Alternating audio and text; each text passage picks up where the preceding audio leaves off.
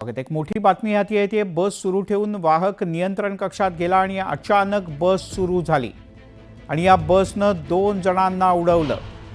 मुंबईच्या BSTचा हा धक्कादायक प्रकार आहे। मुंबईच्या कन्नमवार नगर बेस्ट बस स्थानकाच्या इथला हा प्रकार आहे। बेस्टच्या बस चालकानं बस सुरू ठेवली आणि तो काही कामाकरता समोरच असलेल्या नियंत्रण कक्षात गेला।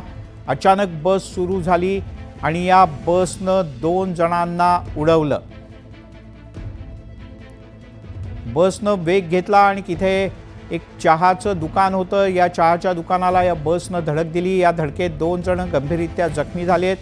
सुदैवानं सुट्टीचा दिवस होता, त्यामुळे मोठी दुर्घटना टळली। बसचे प्रवासी आणि रिक्षा पकडण्यासाठी या भागात मोठ्या प्रमाणात गर्दी असते, पण आज शनिवार असल्यानं फारशी गर्दी नव्हती, त्यामुळे अनर्थ टळला।